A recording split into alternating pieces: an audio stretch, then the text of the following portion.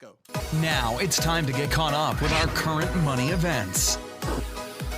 This portion of the podcast is brought to you by the banking section of the I Was Broke, Now I'm Not Next Steps page. This is where you'll find all of our favorite banks who offer the best interest rates and zero fees. Check it out today by visiting iwbnin.com, click on Next Steps, and select Banking. Yes. And so for today's current money events section, I am talking about interest rates. Interest rates, it's an update. You know, there's been a massive decline in interest rates over the past year. Faced with the pandemic, the U.S. government took massive action to mitigate the financial pain most citizens were facing. One way to reduce pain is to lower interest rates, providing direct relief to all borrowers with variable interest rate debt and the opportunity for additional relief for those with fixed rates via refinancing options. As I've said before, declining interest rates penalize savers and reward debtors. Think about that. There's a penalty for saving money. In fact, saved money, other than providing margin, comfort, better sleep, peace, and all those, Great things. Seems pretty important as I say them. It won't make you more money these days. It won't even keep pace with inflation. And it's a massive problem. Now, many people have been refinancing their homes. I know that multiple members of our office have refinanced their homes, been able to. Now, this is a key, something I wanted to share, is if you refinance your home, don't refinance, like if you had a 30-year mortgage you've been paying up for 6 years, it's now down to 24 years. Don't refinance it back to a 30-year note. That's a problem because you reset the date. Yeah. So if you started paying for it 6 years ago and you're 25, now you're 31, and you reset it, see, you would have paid it off at 55, but now you reset it back to 61. You don't want to do that. You want to reset it to the same number of years or less. You can get a 25-year note. You can get a 20-year note. And with the interest rates, many times you can have a 20-year note, pay less than you're paying on the 30-year note. Pretty unbelievable. Yeah. In fact, it's what many people in our office, one person went to a 15-year note and is actually going to pay it off.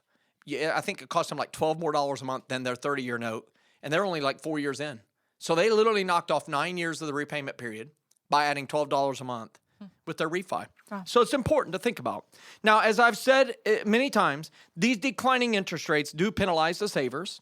And you don't make any money in your savings, and it rewards debtors with the refinance. But let me give you another example. Just 5 months ago on this podcast, interest rates available via online banks hovered right at 1.5%. Now, if you were listening to us, we said that's not going to last long. We knew that because the government was slashing the overnight federal funds rate. That is kind of what drives overall interest rates. And so now you really can't find anything better than 0.6%.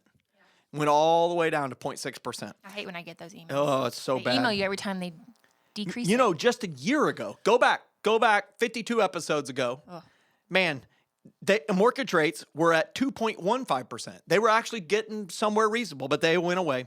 So about 0.600 is paltry, yet it's better than nearly the entire world banking system, much of which is at 0% or even negative. It costs money to keep your money in a bank. I can't fathom that. I can fathom it because who wants to keep all their savings sitting at their house? You know, there's a security issue there.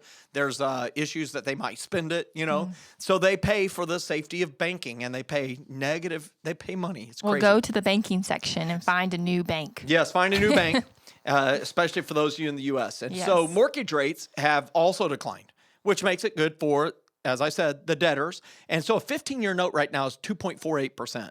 That's incredible. Anything, as they say, with a two handle is unbelievable. And then a 30 years at 3% flat. So here's the single angle. This is why many people have moved their regular savings into the stock market. They're attempting to gain and replace income that their savings was producing by investing in dividend-paying stocks. And this comes with substantial risk, however, and as such is not a prudent use of your Rung 2 or your Rung 5 emergency fund savings.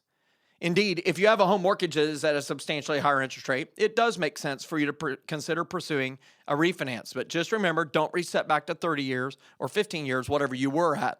Make sure you keep pace with the pace in which you were paying it off or faster.